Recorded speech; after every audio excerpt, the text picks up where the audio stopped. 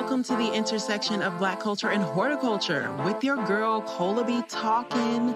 And guess what, y'all? We Black in the garden. From WABE Studios, this is Black in the Garden. It's your girl, Cola B talking, the hostess with the mostest of the podcast that you are currently listening to. And I want to welcome my soil cousins, new and old, to another exciting episode where we are exploring the intersection of Black culture and horticulture here on Black in the Garden. So today, we'll be taking a deep dive into the fertile soil of urban farming and community impact, with a subject as rich in history as it is in potential for positive change. So before we go any further, let's just take a moment to reflect on the historical context of Black farmers' resilience and innovation in cultivating the land. From the days of agrarian struggle to present-day urban landscapes, the legacy of our ancestors' agricultural expertise is proudly carried on in the hands of modern-day pioneers like our esteemed guests that we have today, Amico. In today's major urban areas where concrete jungles meet patches of green, urban farming isn't just a trend, it's a movement with a keen eye on sustainability and community empowerment. Urban farmers like Amico are sowing seeds of change, and they're harvesting hope in neighborhoods that are hungry for fresh produce and revitalization. So prepare to be inspired as we explore the vibrant world of urban farming in Atlanta's core with the dynamically creative Amico. Amico, farmer, artist, mentor, and grower, went from interpreting ASL to becoming a life skills coach in the deaf community. Amico's journey took a creative turn after art school. His love for painting led to a fascination with botany, sparking a passion for urban farming. As farm operations manager at Truly Living Well, he grew over 10,000 pounds of food for the community. Now he is the founder of Amico's Farm, which is cultivating abundance under his own operation, housed at Truly Living Well. Join us as we explore Amico's inspiring journey from interpreter to urban farming pioneer.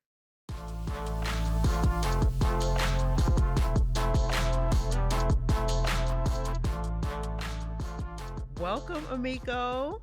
Thank you for joining me on Black in the Garden. Thanks for having me. You know, it's been quite a time. It's been, what, like a year or two that I've been trying to get you on the show, and now look at us. I think it's been 2 years. So I'm glad that we finally made it here. For sure, me too. Yeah. So you got some flowers for me? I do. Here. I appreciate that. Now tell me what this is, because this is beautiful. I've seen this before. Thank you. This is called a celosia flower. It's one of my special flowers. I've been growing them for probably 3 years now. I save the seeds every year and scale up and grow more every year. Scaling up and growing more. We're definitely going to get into the scaling and the growing, but let's start from the beginning. Take it from the top. Tell us how you got on this journey into urban farming. I really would say it started with art.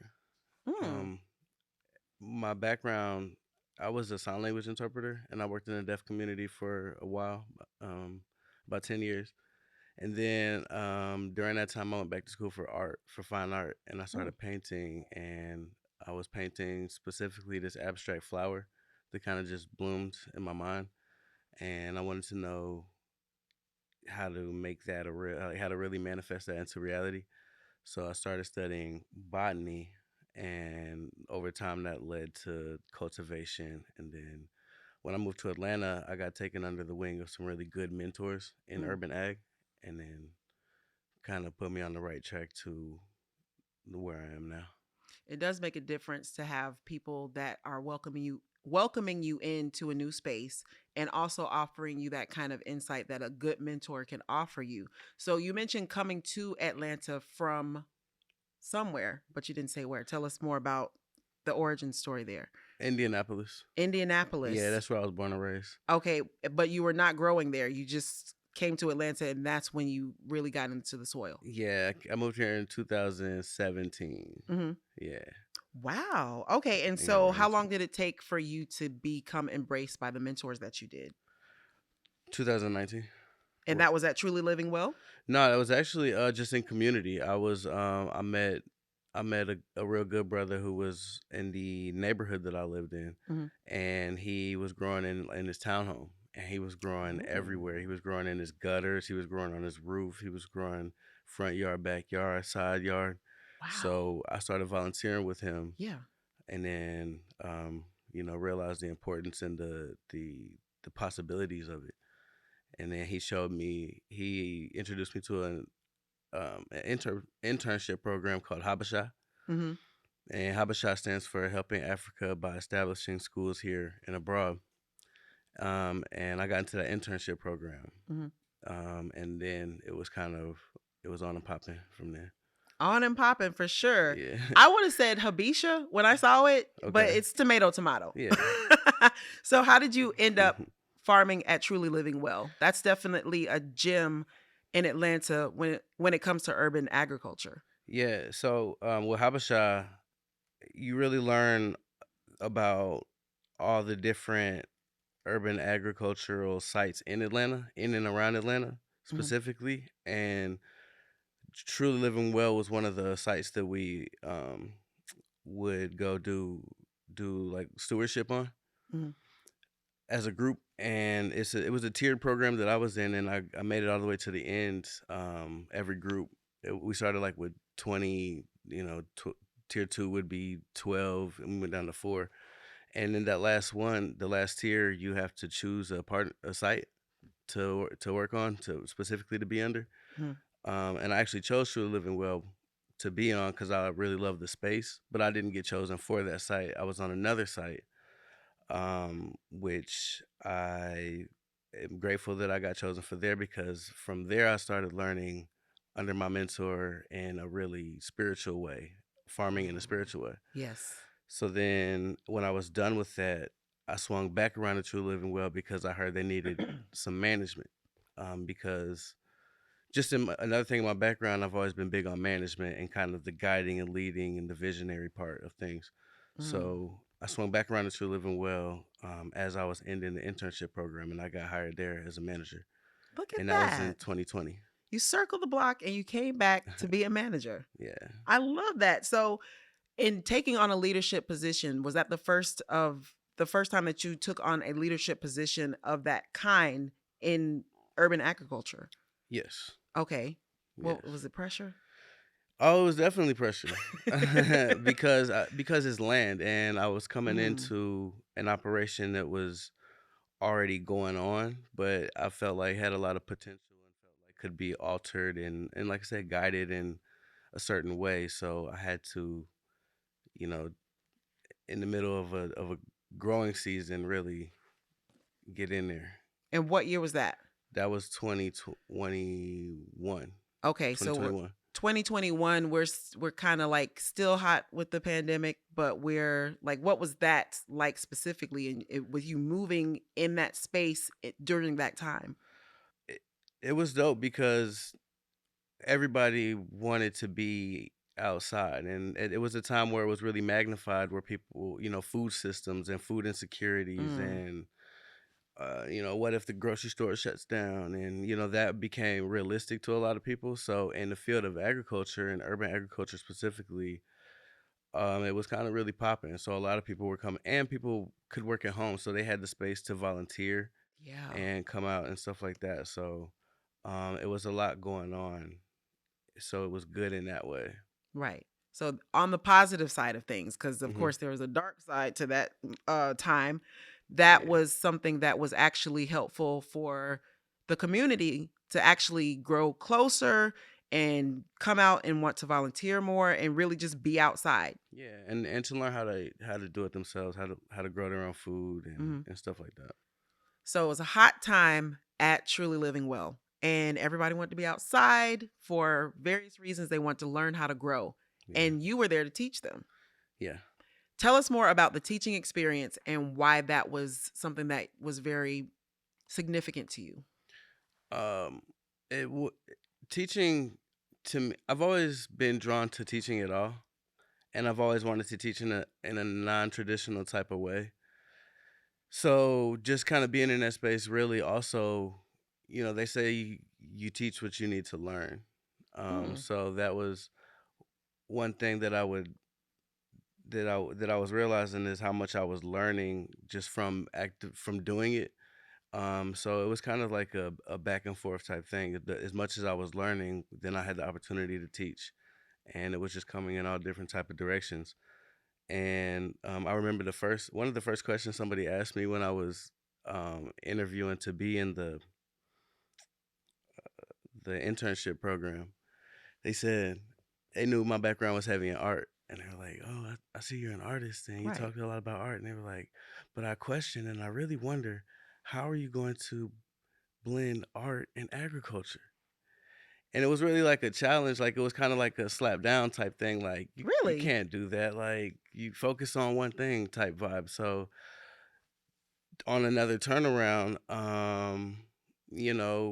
when I had the opportunity to teach, I created this a class called Okay. Seed to Paint. And what it is basically is kind of like the concept of sip and paint, Hmm. but I was looking at that industry or that, that class specifically, and I thought it could be more sustainable and more educational. Truly. So what I did was kind of studied the life cycle of plants, and I take the life cycle of plants and put it like botanically on a canvas, Mhm. and kind of really loosely, and then I do an hour long class on the the native history of this plant, of the botanical facts of this plant, the health facts of this plant, while Ooh. teaching the students how to, paint the plant that we're talking about, and then also they're leaving with either seeds or a seedling or the actual an actual sample of this plant after the class. I would love to come to that workshop. Was there consistently a lot of interest? Yeah, I'm figuring out promotion is a whole thing, but I know. I yeah, no, know. and it was cool because it was everywhere from elders to like really, really, like really young, the youths, Hmm. which now I'm registered with APS, Atlanta Public School System, Wow. as a contractor, and I teach seed to paint in the In APS schools? schools. Yep.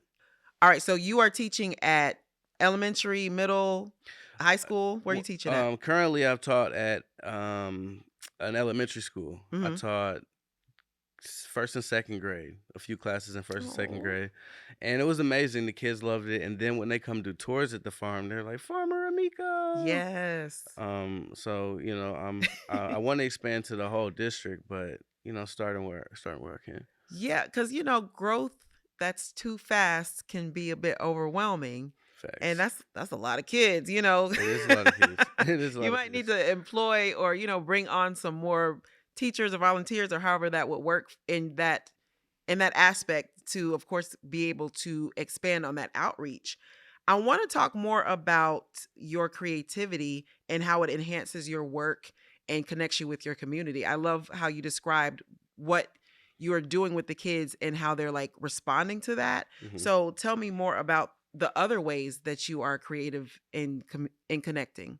I'm really one thing I'm really big on is products and Hmm. product making, because I really think that that's one of the paths to liberation, is really every household having their own product and their own brands in that type of way. So then we would stop outsourcing so much Mm. and realizing how many things do come from the earth. So I'm big on product making. So I do things like create my own fragrance and Mm. potpourris, and also with my partnerships, I try to be interesting with those.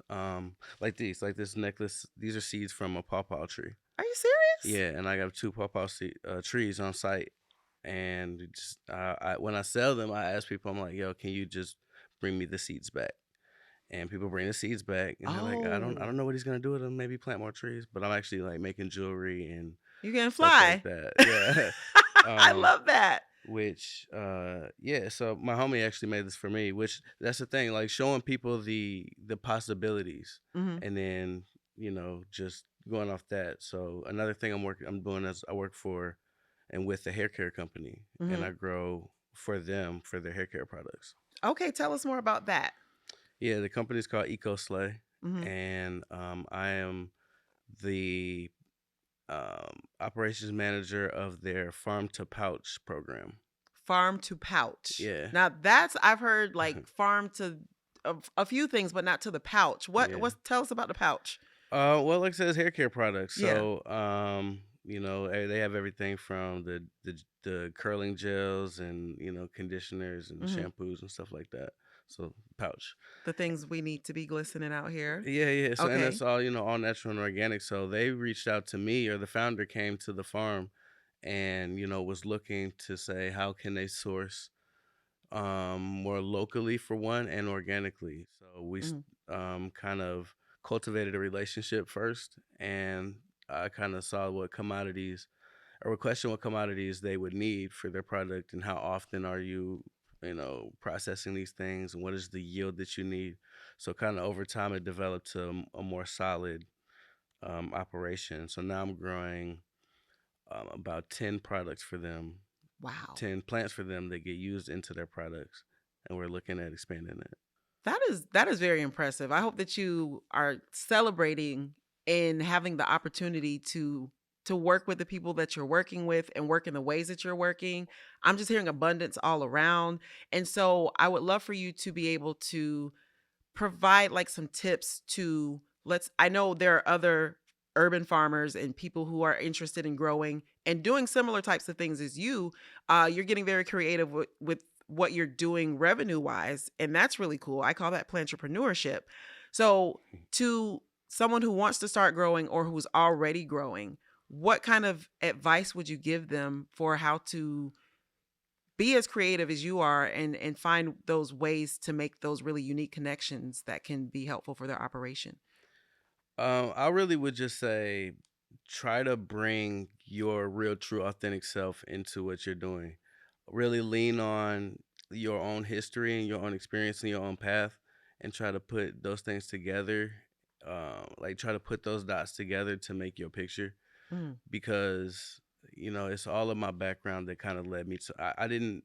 People ask me like, did I know I was gonna be doing this, or did you grow up farming? And I had no idea I would have been doing this, but everything led and informed, you know, what what led to this. So It does. yeah, like and I tell people also to drop your misconceptions or any preconceived notions that you might have about agriculture or farming, Mm. because people taught we have so many stigmas or whatever. You hear "Old McDonald" and people are like, are Let's get there into it. do what animals do you have on the farm? And I'm like, we're not even doing that. Um, or the famous, oh, do you growing cannabis? And it's like, why do you have to, Why got to be that? why it got to be that? There's so many other things we could Um, grow. so just really making people really understand that. But yeah, bringing yourself into it, and Yeah. allowing the nuances that go with your own self and personality to you know carry you through and continue to grow. I appreciate that advice. And I want to just compliment you in being as fly as you are. Now, I know when you out in the streets and people are asking you and curious about who you are and what you do, and you tell them you're a farmer, what's the what's the reaction? And I want to Nah. just say this for the audio listeners because we are doing video now. Love that for us. And so if you're watching video, you can see Amico. He's got on like a fresh button down with a really cool pattern on it. The necklace that he described with the pawpaw seeds is a very bold kind of statement necklace.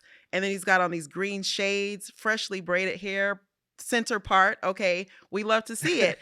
But that's not what we're thinking about when we were thinking about Old McDonald. So what's that experience been like for you? Nah, I'm really big on representation, and I say a lot when you go into Google and type in farmer, Ooh, you're not going to see a picture of you. of what a urban farmer looks like in 2024. Mm, So one of the kids who came to the farm the other day, he was like, "You look like a rapper."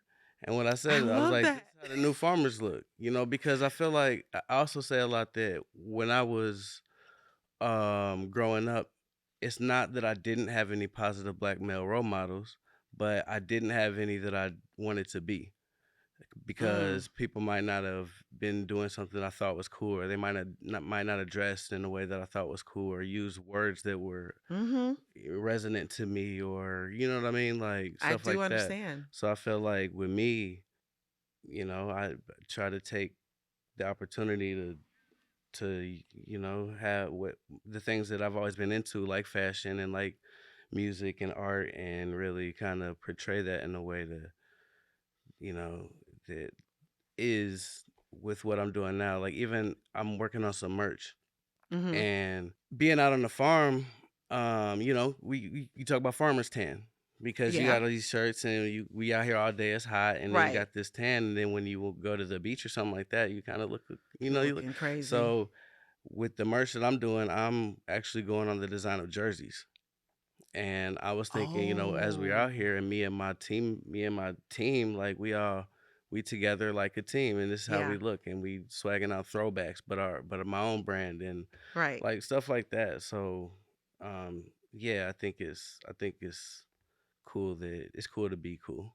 I love that. Wait, let me just clarify. So, what you just described is the intention to put out merch that is stylish, but it is meant to be worn on the farm. hmm I can't wait Yeah, for that. yeah, and then further than that, I'm working on a lookbook that is going to be not necessarily a calendar, Mhm. but more like, oh, this is what you wear when you're harvesting carrots, or this is what you wear when Come on. okra makes you itchy because it releases histamines, so you want to have longer sleeves, even though Right. it's hot, because okra is grown in the hot Summer. season. Mhm. So what do like so remember like the Allen Iverson sleeve, Yes. like just stuff like that, like culture, but Yes.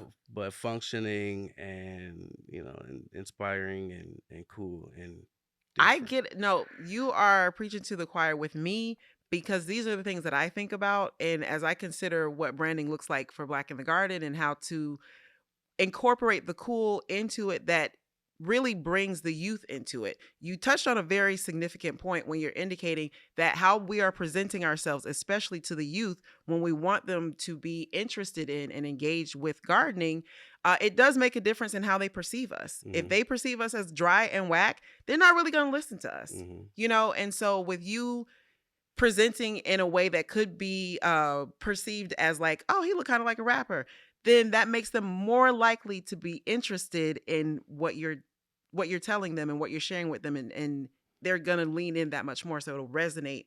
The impact would be easier to make. yeah. So let's get into this okra plant though. Just swerving, switching gears a little bit because I was very excited to find out that it was you grew a very tall okra plant that was getting to the point of being record breaking. So I want to give you the opportunity to go ahead and like expound on that. Tell us what that experience was like for you because I saw you on the news and I said, "Okay, so this is what we're doing." So tell us how that came about. Yeah. So one of the coolest things I think about it is that I plant okra from seed. Love that. Um, and planted these seeds with the team, probably, I think, ooh, May. Like, it wasn't even super super early in the season, but Mm, planted them from seed, and they just started getting really tall. I'm big on crop rotation, so I pay attention to the nutrients in the soil and what plants are giving and what plants are taking. So when mhm. I rotate them, I, I rotate based on that. Right. So I had these okra in this bed, and they were just getting really tall throughout the season, and started getting attention. And I started calling it the okra effect, because people would literally be like, "Yo, what are those trees over there? What's that orchard?" I'm like, "Oh, these are okra." I'm like, "For real?" Okra. So, kind of later, when it started getting pretty cold, um, the news, yeah, I reached out to the news and just told them about it. Like, yo, I have this really tall okra. The world record is this. Mine is this. I'm trying to do something here. How close were you though? Tell us the At the numbers. time, I think I might have been like 2 feet away at that time period. Oh, So the world record is 16 feet and 4 inches. Okay. And at the time, I think I was like 13 feet, right? Okay. So you was So, coming for so it. I was like, yeah, this is crazy. It's becoming a thing. um, so they responded like, oh, there's tragedies in the world going on. It's always tragedies. Tragedies in the world. We okra. And they were like, can you send a picture or a video? Hmm. So I sent them this video, and that's when I think they saw it and were like, yo. So yeah, the article came and put out, and I ended up reaching 15 feet and 7 inches. Mm. So I was less than a foot away from the world record. The world record. When do you know when to stop? Like, how do you know that the okra's done growing? That was the thing too. Just it's it's okra's a seasonal thing. It doesn't grow in the winter. So True. when it got lower than 55 degrees at night, I knew it was kind of a wrap. Pretty And then I was much. measuring it weekly, and it wasn't getting any Oh, taller yeah, I see. or I see. producing any more, or, like anything like that. So Hmm. even measuring it was crazy. It was so tall that I couldn't even measure it on a ladder anymore. I had to get a very, very, very tall piece of bamboo and Hmm. like mark. Like it was wild. Wow. So you, because what is the measuring device for that? I see what you mean. And so you grew that to 15 feet, but tell us a little bit about what the process is or was rather for actually getting a Guinness representative to come out and officiate or validate rather. Right. So yeah, so I learned a lot in this process because my goal wasn't I didn't have the goal to go break the world record. It kind of just was a thing that was happening. Um, so I reached out or started researching the Guinness Book of World Records and how do you beat it. And for one, where is it even in the world that this record was broken? And it was actually in Louisiana. Oh. So I was like, dang, it's not too far. Um, so what I ended up finding out was that to get a representative from the Guinness Book of World Records to come and like Hmm. assess this or really chart it in the book as a world record costs around the tune of $16,000. That's 5 digits. 16K. Sixteen Who thousand was gonna dollars. pay for that? I wasn't, but but I had an idea though, right? Because usually, it takes you got to start with baby steps sometimes, right? So I know of a few larger organizations that kind of help put urban farms on the map on the collective way. Mm. So I was thinking of a new concept based in the old type thing, but back when, and they might still do it, but state fairs when you Yeah. go in they'll have like the largest pumpkin Oh yeah, or the blue ribbon. the weirdest shaped rutabaga or like Yes. stuff like that, the prettiest tomato. Yeah. Like that's something that I kind of want to start this year through one of those larger collective Yes. organizations within urban farms. So Okay. it does a few different things. For one, we already grow good quality food for our clients in the community and customers and chefs and markets and everything like that.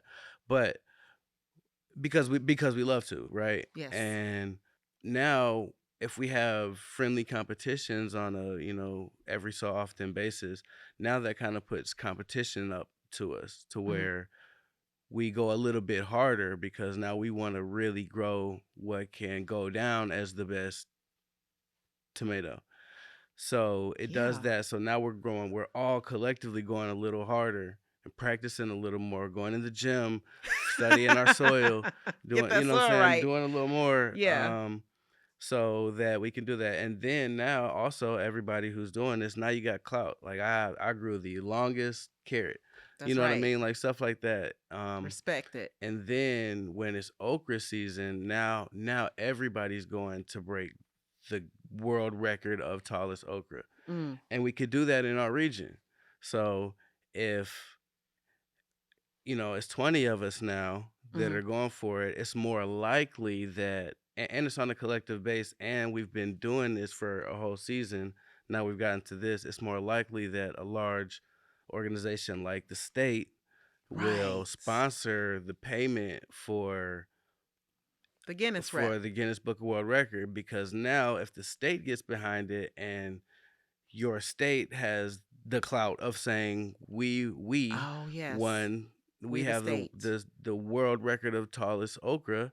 So now you get more sponsorships from other agricultural businesses. USDA is knocking on your door. How do we pay you I know that's to get right. all your plants? How do you do classes to teach? How do we get your seed? How do you know what Wow. I'm saying? So then it becomes extractive. But at the same time, it's like, you know, that's that's how you do that, or that's how I see that, ways like that being That's what you done. figured out. Yeah. Wow. I'm That I'm I sort mean, of figuring out. yes, yes, of course. And I'm hearing visionary. So I love that for all of us because you are thinking on in such a way that your impact will definitely be large, and it will the lives that you touch will be touched in ways that people who are not thinking the way that you are thinking, they would never be able to get that same kind of like reach or resonance. You know what I mean? So, what Thank you. advice would you give? Just a quick piece of advice, because like I want to talk about agritourism real bad when you talking about the state having the biggest thing, but that's another episode, unfortunately. Sorry, soil cousins. So, give us some advice for a budding urban farmer, pun intended. um, Attune yourself to nature's time, Mm. because we like to be like, oh, I'm gonna go work here for a year and learn this, and then I'm gonna go get this, then I'm gonna get this position and get this raise, or like really attune yourself to nature's time, and allow these things to really bloom, because a lot of times Oh. it's not it doesn't come from the direction that you thought. The wind will really blow Oh yeah. these seeds from over there, and you like, I didn't even plant those over here, Mm. but here we are. Wow. So that is advice that I would definitely take if I was a budding farmer, but advice that I could take, anybody could take truly. So I know you're visionary, and I identify as well. So we love talking about the future and thinking about what things can be like, and what we want them to look like. So can you tell us a little bit about your future plans and your goals for expanding with Amico's farm? Yeah, Amico's farm. Um, Amico grows as a brand. I really One thing I really look at, just on a personal level. I really look at the field of agriculture like the rap game, I love and that.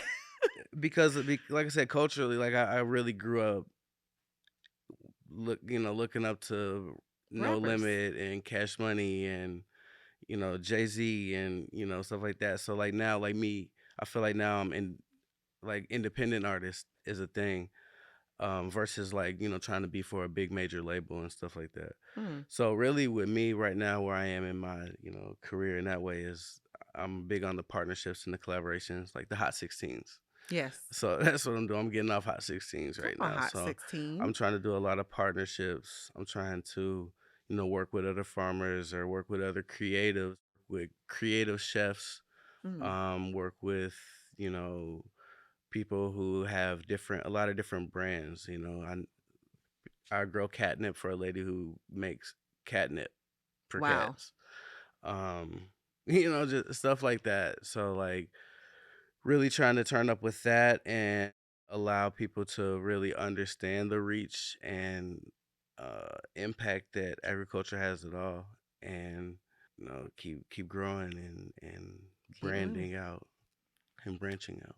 That's it. Branching out. Once again, another pun that we totally intended.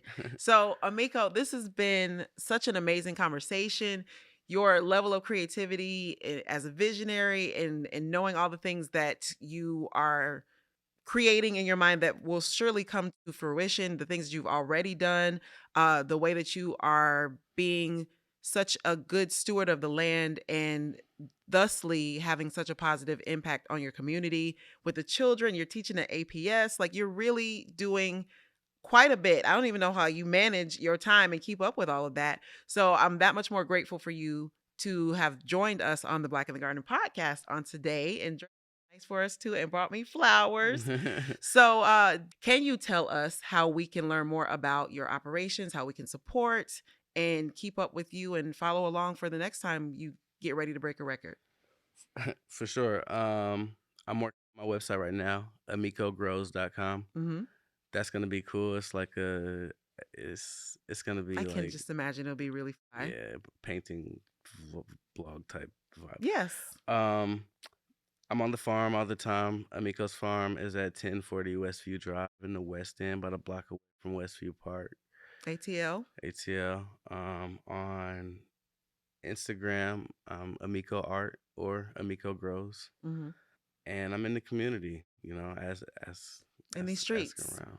Yes, but like in a very positive Yeah, and in a positive impactful way. way. So thank you so much for sharing that. And I hope that Soil Cousins, you will go and at least check them out, but offer your support in any way that you possibly can. Follow the call to action. So this has been yet another amazing conversation with Soil Cousin who is making wonderfully positive differences in their community. Amico, the urban farmer. Thank you all for listening and or watching along on Black in the Garden. Now it's time for us to get into our watering moment with Plant Zaddy.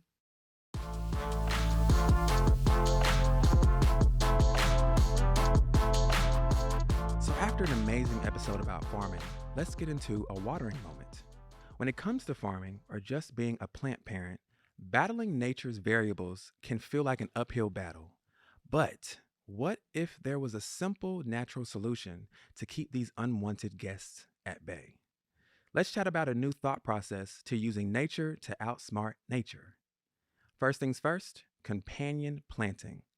Planting certain crops together can help deter pests and attract beneficial insects.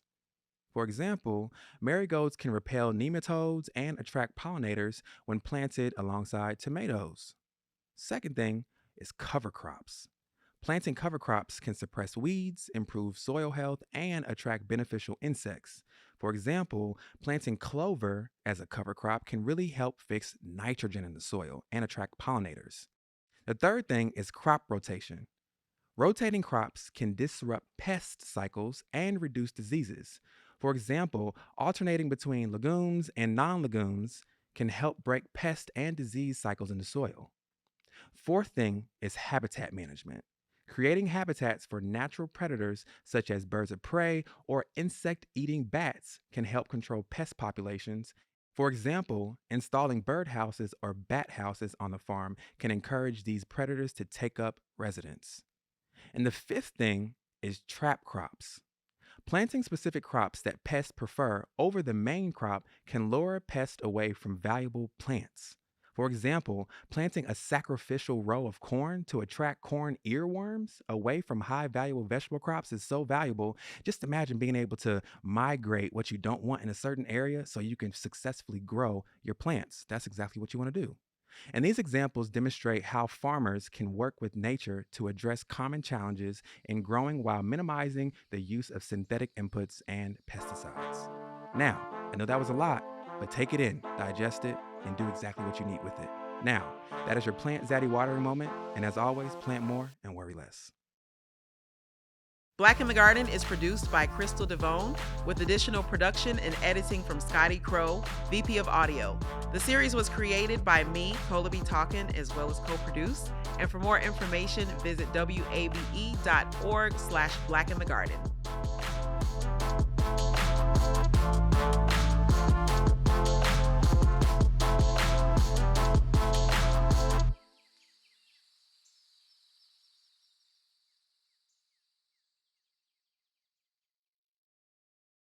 WABE.